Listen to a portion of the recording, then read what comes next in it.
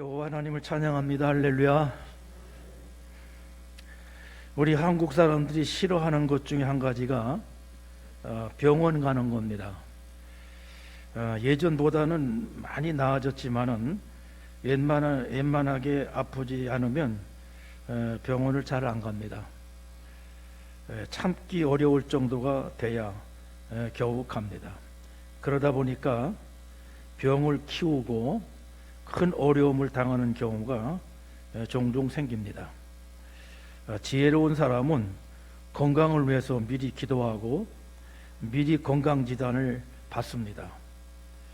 혹시 병이 생겨도 적절한 처방과 치료를 받을 수가 있습니다.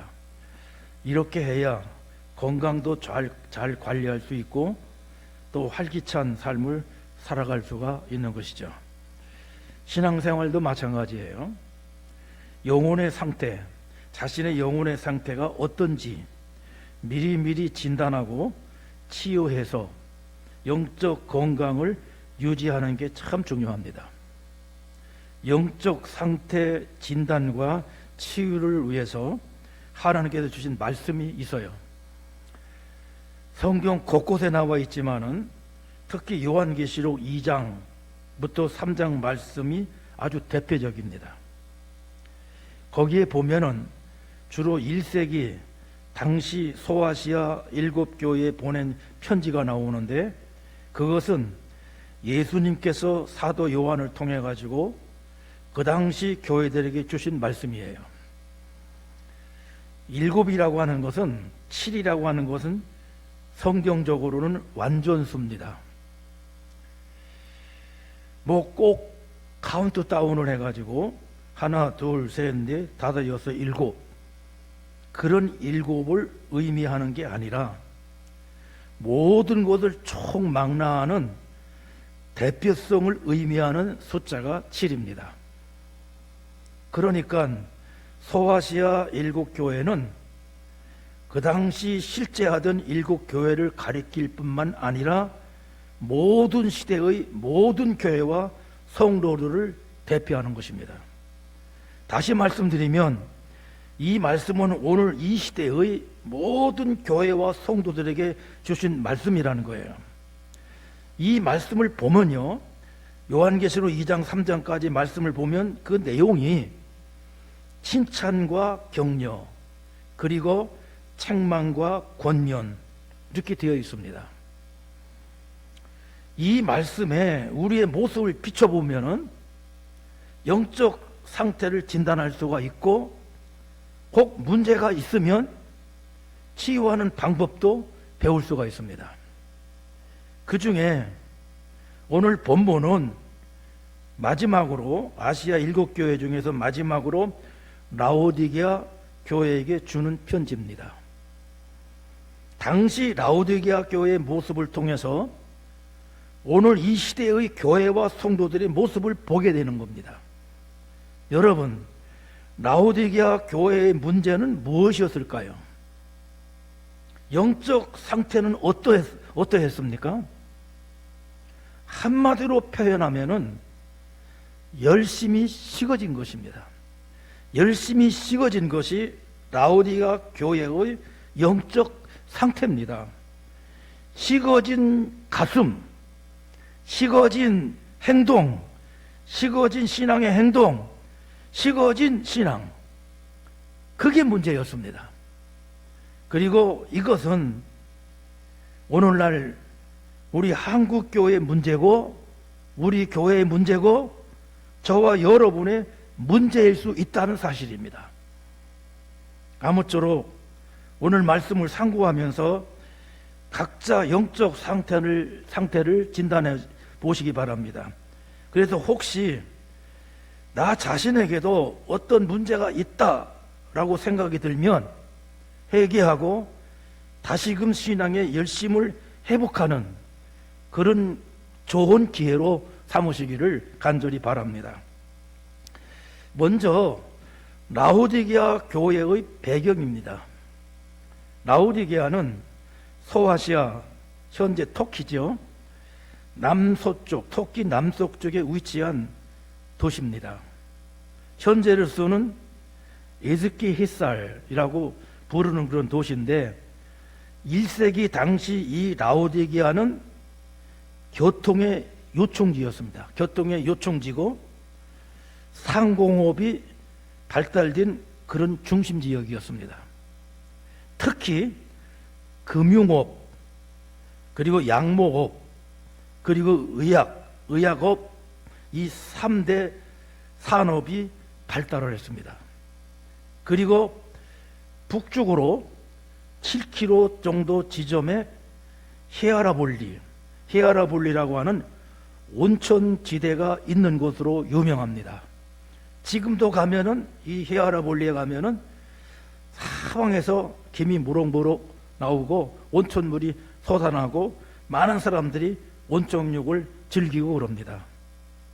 그 온천수는 아주 뜨거운데 그 헤아라볼리에서 나오는 그 온천물은 굉장히 뜨거운데 이 뜨거운 온천수가 수로를 통해 가지고 라오디게아까지 한 7km를 오는 동안에 거기까지 오는 동안에 식어져 가지고 미지근해졌다고 하는 것입니다. 이런 내용들이 오늘 본문의 배경이 되는 겁니다. 라오디게아는 아주 풍요로운 곳이었어요. 예나 지금이나 물질적으로 풍요롭다고 그러면은 육신의 향락에 빠지게 됩니다. 그것도 마찬가지였어요. 라오디게아도 마찬가지였어요. 이 라오디게아 교회의 성도들이 안타깝게도 그런 분위기에 휩쓸려 갔습니다. 그래서 물질적으로는, 육적적으로는 아주 풍요롭고 평안했지만은 영적으로는 건강한 상태를 유지 못하고 병들어 있었습니다. 그러면 다음으로 라오디게아 교회를 향한 책망입니다. 생각하면 생각할수록 참 안타까운데 인간들이 참 이상합니다. 풍요롭고 평안해지면 하나님의 은혜에 더욱 감사하고 더욱 겸손해지면 이 얼마나 좋겠습니까? 그런데 거꾸로 교만해지고 타락하기가 쉽습니다. 그래서 토마스 칼라일 영국의 평론가이면서 역사학자인데요, 그 사람이 한 말이 생각이 납니다. 이런 말을 합니다. 역경을 견뎌내는 사람이 100명이라고 그러면 번영을 견뎌내는 사람은 1명에 불과하다. 여러분, 굉장히 의미 있는 말이에요. 역경을 견뎌내는 사람이 100명이라고 그러면 번영을 견뎌내는 사람은 1명에 불과하다는 거예요. 정말로 이 말처럼 개인을 봐도 그렇고 역사를 봐도 그렇습니다. 오히려 고난과 역경 중에 신앙을 잘 지키다가도 풍요로워지고 번영하게 되면 하나님 배반하고 타락하는 경우가 비일비재합니다. 유럽의 역사가 바로 그 증거입니다. 과거 유럽이 얼마나 하나님을 잘 믿었습니까? 그 거대한 교회당들이 다 그때 지어진 거예요. 유럽에 가면 어마어마한 교회당들을 우리가 많이 볼 수가 있는데 다 그때 지어졌습니다. 그런데 오늘날 그 교회당들이 텅텅 비고 관광 명소로 전락하고 그나마 모이는 곳도 할머니들 몇 명만 모입니다. 온 땅이 이슬람 교도들에게 정복당하고 있습니다. 따라서 우리는 풍요로운 시대를 살아갈수록 우리 신앙이 변질되고 타락하지 않도록 정말로 조심해야 합니다. 쉽게 말하면 잘 먹고 잘 살 때 조심해야 돼요. 사람은 잘 먹고 잘 살을 때 하나님과의 관계를 더 돈독하게 하는 것이 아니라 오히려 게으르고 나태해져 가지고 하나님과의 관계를 아주 멀리하는, 이렇게 되기가 쉽습니다. 그거는 아까 말한 것처럼 개인이나 또 세대의 역사를 봐도 얼마든지 우리가 증명할 수가 있어요. 예수님은 신적인 통찰력으로 라오디게아 교회의 영적 상태를 진단하십니다. 차지도 않고 뜨겁지도 않은 상태라, 그렇게 말씀하십니다. 15절에 내가 네 행위를 아노니 내가 차지도 아니하고 뜨겁지도 아니하도다. 16절에 내가 이같이 미지근하며 뜨겁지도 아니하고 차지도 아니하니, 마치 라오디게아의 식어진, 라오디게아까지 7km를 오는 가운데에 식어진 온천소와 같은 상태입니다. 여기서 차갑다고 하는 것은 아예 예수님을 믿지 않고 하나님을 부정하는 불신자와 같은 상태를 가리키고, 뜨겁다고 하는 것은 예수님을 철저히 믿는 정체성이 분명한 신앙 상태를 가리킵니다. 불행하게도 이 라오디게아 교회 성도들은 겉으로는 믿는 신자 같은데 실제로는 불신자와 같은 상태였던 것입니다. 이러한 신자들을 가리켜서 뭐라고 말합니까? 명목상의 신자, 명목상의 신자라고 부르는 거예요. 이런 유의 사람들은 세상의 모든 향락도 좋고, 세상의 모든 향락도 좋고, 예수님 믿어 천국 가는 것도 좋고, 하나님과 세상에 양다리 걸치기를 하는 것입니다. 그러나 이런 사람은 진정한 의미에서 성도라고 말할 수 없습니다. 그래서 예수님이 뭐라고 말씀하십니까? 마태복음 6장 24절이에요.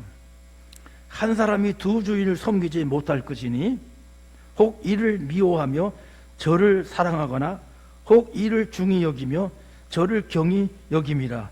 너희가 하나님과 재물을 겸하여 섬기지 못하느니라. 그런데 더욱 안타까운 것은 자신의 그런 모습을 전혀 모르고 오히려 자기는 신앙생활 꽤 잘하고 있는 것으로 착각하고 있다는 것. 영적 교만이고 무지입니다, 여러분. 17절 보세요. 내가 말하기를 나는 부자라 부유하여 부족한 것이 없다 하니 네 공고한 것과 가련한 것과 가난한 것과 눈먼 것과 벌거벗은 것을 알지 못하는도다. 여러분 생각해 보십시오. 실상은 영적으로 아주 피폐해져 있고 엉망진창인데 신앙생활을 잘하고 있는 것처럼 착각하고 있으니 이게 얼마나 기가 막힙니까? 이런 사람들을 가리켜서 예수님은 영적 소경이라고 말씀했어요. 그게 요한복음 9장 41절에 바리새인들에게 하신 말씀이에요. 너희가 소경이 되었다면 죄가 없었으려니와 본다고 하니 너희 죄가 그저 있느니라. 그러니까 보지 못하는 소경. 사도 바울도 이런 유의 사람들을 가리켜서 이렇게 말씀하셔요. 갈라디아서 6장 3절에 만일 누가 아무것도 되지 못하고 된 줄로 생각하면 스스로 속임이니라. 로마서 12장 16절에 서로 마음을 같이하며 높은 데에 마음을 두지 말고 도리어 낮은 데에 처하며 스스로 지혜 있는 채 말라.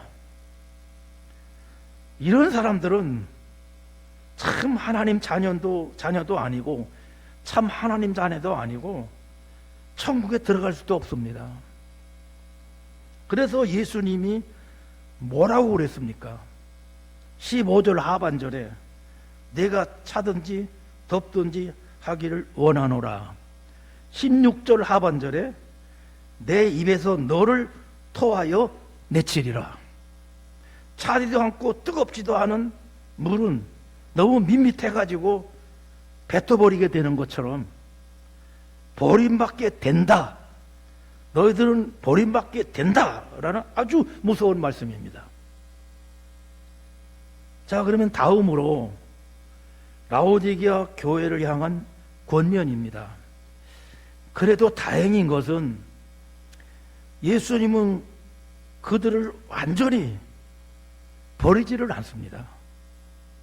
이런 한심한 상태에 있는 라오디게아 교회의 성도들이라도 그들을 향해 애정어린 권면의 말씀을 주십니다. 19절에 무릇 내가 사랑하는 자를 책망하여 징계하노니 그러므로 내가 열심을 내라 회개하라. 여기서 열심이라는 이 말은 제스토스라고 하는 말인데 회개하고 뜨거운 신앙을 가지라 그런 말이에요. 열심히 있는 뜨거운 신앙은 두 가지를 내포하고 있어요. 하나는 뭐냐면 신앙의 확립, 분명한 신앙의 확립, 이걸 내포하고 있어요. 세상에 살면서 신앙의 분명한 정체성을 나타내지 못하고 있다면 신앙인이 아니에요. 그러니까 신앙의 정체성을 분명히 나타내라는 거예요. 다시 말씀드리면 성도로서 자기 색깔을 분명히 하라 그런 뜻입니다. 18절 내가 너를 권하노니 내게서 불로 연단한 금을 사서 부유하게 하고 흰 옷을 사서 벌거벗은 수치를 보이지 않게 하고 안약을 사서 눈에 발라 보게 하라. 이 말씀은 라오디게아 교회, 라오디게아 사람들을 교만하게 만든 3대 산업을 염두에다 둔 풍자적인 표현이에요. 라오디게아 교회 성도들은요, 돈이 많으니까 영혼도 풍요로운 줄 아는데 그렇지 않습니다. 그들은 영적인 가난뱅이였습니다. 그러므로 불로 연단한 금, 즉 온전한 신앙을 가지라는 겁니다. 그게 진짜 부유함이라는 것입니다. 여러분, 우리 주변에도 보면요, 부유해서 남북이 아주 번듯해 보이지만 영적으로는 공고하고 공허한 인생들이 많이 있습니다. 흰옷은, 여기서 흰옷이라고 하는 것은 비싼 양털 옷을 입고 있는, 그런 옷을 입고 뽐내고 있는 라오디게아 교인들을 빗대가지고 표현한 겁니다. 여기서 흰옷은 십자가의 대속의 은혜를 입은 의의 옷, 곧 칭의를 가리키는 것입니다. 예수 믿지 않으면 영적으로 발거벗은 겁니다. 그런 상태로는 천국에 들어갈 수 없습니다. 안약은 라오디게아에 그 당시에 의과대학이 있었어요. 의과대학이 있고 거기서 조제하는 안약이 아주 좋다고 그랬습니다. 그것을 풍자한 표현이에요. 육안이 아무리 밝아도 믿음이 없으면 영적 소경입니다. 그런 거로 예수 믿고 영적인 눈을 뜨라는 겁니다. 그리고 영적인 진리를 깨닫고 천국을 바라보면서 살라, 그런 말입니다. 오늘 한국에 뭐 1,000만 명 내에 많은 성도들이 있다고 그러는데, 그런데 정말 그 많은 사람들 중에 얼마나 많은 사람들이 분명한 신앙을 갖고 있는가? 이게 문제입니다. 교회당에 들락날락 거리기는 하지만은 천국에 들어갈 수 없다. 이게 얼마나 비극입니까? 진정한 하나님의 축복을 받지 못하면 비극입니다. 그러므로 회개하고 결단하고 예수를 제대로 믿어야 합니다. 복음은 교양이 아닙니다, 여러분. 설교는 교양 강좌가 아닙니다. 천국이냐 지옥이냐 축복이냐 저주냐 갈라놓는 기준입니다, 여러분. 구약 이스라엘은 하나님이 선민이라는 타이틀을 갖고 있었지만은 하나님을 배반하고 우상을 섬기고 세상 욕심에 젖어 있었습니다. 그들의 모든 불행의 원인은 바로 거기에 있었어요. 그래서 엘리야 선지자가 갈멜산에 백성들을 불러놓고는 신앙의 결단을 촉구를 해요. 열왕기상 18장 22절에 보니까 엘리야가 모든 백성에게 가까이 나아가 이르되 너희가 어느 때까지 두 사이에서 머뭇머뭇하려느냐. 여호와가 만일 하나님이면 그를 쫓고 바알이 만일 하나님이면 그를 쫓을지니라. 하나 백성이 한 말도 대답지 아니하는지라. 이도 저도 아닌, 이것도 저것도 아닌 양다리 걸치기는 절대로 안 된다는 것입니다. 미국의 남북전쟁 당시에 유명한 일화가 있어요. 남군과 북군이 치열하게 전투를 하니까 꽤 많은 사람이 그 사이에서 살아남으려고 머리를 쏟습니다. 어떻게 머리를 쏟는가 하면은 위에 상의는 북군 복장을 하고 밑에 하의는 남군 복장을 해서 입었습니다. 요리조리 피해 다닐 줄로 알았어요. 요리조리 피해 다닐 줄을 알았는데 양편에서 총을 쏘서 양편에서 총을 맞아서 죽었다고 하는 겁니다. 양다리 걸치는 것은 대단히 위험합니다. 망할 수 있습니다. 아무쪼록 예수 십자가 복음 진리를 분명하게 믿으셔서 하나님의 참 백성이 되어서 세상 사는 날 동안 참 복을 누리고 이 세상 떠날 때 천국에 들어가는 저와 여러분들이 되기를 축원합니다. 정말로 열심히 있는 뜨거운 신앙으로 천국에 들어갈 수 있는 여러분들이 되시기 바랍니다. 오늘 본문에서 예수님께서는 열심을 내라고 하셨는데 이것은 우리가 잘 이해를 해야 합니다. 무조건 열심이 아닙니다. 아무 열심이 아닙니다. 세상에도 성공하는 사람들을 보면은 열심히 있는 사람들입니다. 그래서 매니아라는 말이 있지 않습니까? 매니아가 뭡니까? 광이라는 뜻입니다. 광. 영화광, 게임광, 독서광, 바둑광. 광이라는 말 앞에 무엇이 있는가? 이게 매우 중요합니다. 광이라는 앞에가 좋은 게 있으면 아주 좋은 것입니다. 반면에 좋지 않은 말이 앞에 있으면 이건 큰일 나는 겁니다, 여러분. 예수님이 열심 내라고 하는 것이 무엇입니까? 예수 매니아, 예수 광이 되라는 겁니다. 예수에게 미치는 사람이 되라는 거예요, 여러분. 어떤 분은요, 너무 교회에 깊이 빠지지 말라고, 너무 교회에 깊이 빠지지 말라고 합니다. 나쁜 데 빠져서 그렇지요. 좋은 데는 푹 빠져야 합니다. 여러분, 수영을 할 때에 물에 빠지지 않는 사람은 평생 수영 못합니다. 신앙생활을 잘 하려고 하면은 예수님께 확 빠져야 되는 겁니다. 예수 광이 되어야 되는 것입니다.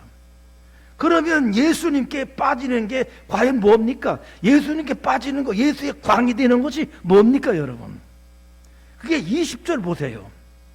볼지어다 내가 문 밖에 서서 두드리노니 누구든지 내 음성을 듣고 문을 열면 내가 그에게로 들어가 그와 더불어 먹고 그는 나로 더불어 먹으리라. 여기서 문은 마음문을 가리킵니다. 마음문을 열고 예수님 모시고 예수님과 늘 교제하고 동행하면서 살라는 겁니다. 이게 예수 매니아입니다. 예수 광입니다. 이게 예수님은 이런 열심을 가리켜서 예수님에게 붙어 있으라는 말씀을 해요. 요한복음 15장 4절 5절에 내 안에 거하라 나도 너희 안에 거하리라. 가지가 포도나무에 붙어 있지 아니하면 절로 과실을 맺을 수 없음 같이 너희도 내 안에 있지 아니하면 그러하리라. 나는 포도나무요 너희는 가지니 저가 내 안에 내가 저 안에 있으면 이 사람은 과실을 많이 맺나니 나를 떠나서는 너희가 아무것도 할 수 없음이니라. 가지인 성도들이 할 수 있는 최고의 열심은 포도나무 예수님께 꽉 붙어 있는 것입니다. 그러면 승리합니다. 한 번은 신문에서요 이런 기사를 본 적이 있습니다. 마포에 성인을 대상으로 한 학력 인정 초등학교가 생겼는데 입학생 중에 88세의 노인이 있었습니다. 그 연세에 초등학교 입학을 했다는 게 특이해가지고 기자가 인터뷰를 했습니다. 무슨 목적으로 초등학교 입학을 했는가 하고 물었어요. 그 할머니가 이렇게 대답을 합니다. 글을 배워서 성경을 읽으려고 입학한 겁니다 라고 대답을 했어요. 설교는 들을 수 있지만 스스로 성경을 읽을 수 없다는 거, 이게 참 안타까움. 그 고령에 초등학교 입학을 가능하도록 만든 거예요.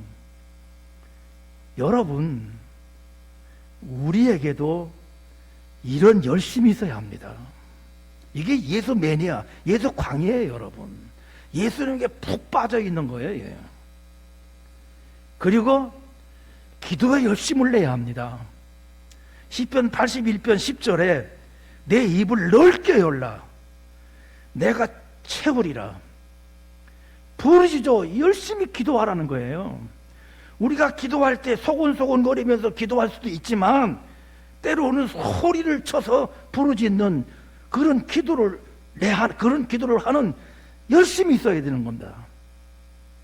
그런데 그 부요함과 그 유식함으로 우리는 무엇을 하고 있습니까? 혹시 라오디아 교회 교인들처럼 되어가는 것이 아닌가? 아니, 이미 그런 가운데서 젖어 있는 것은 아닌가? 곰곰이 생각해 봐야 됩니다. 사랑하는 성도 여러분, 말씀을 마칩니다. 그러므로 열심을 내라. 이 말씀을 결론적으로 마음에 새기십시오. 열심을 내라. 그러면 변화됩니다. 열심을 내라. 그러면 교회 부흥됩니다. 열심을 내라. 세상을 변화시킵니다. 아무쪼록 지난 지나간 시간들보다는 조금이라도 예수님께 더 가까이 다가가는 그런 열심을 내는 성도가 되십시오. 신앙의 회복을 위해서 더 열심 내세요. 하나님의 능력의 역사가 더 강렬하게 나타나게 하기 위해서 열심을 내고, 우리가 안고 있는 문제를 극복하기 위해서 더 열심을 내는 여러분들 되시기 바랍니다. 열심을 내라, 이 말씀을 라오디게 교회를 생각하면서 결론적으로 우리에게 주신 말씀으로 받아들이는 여러분들이 되기를 주님의 이름으로 기원합니다.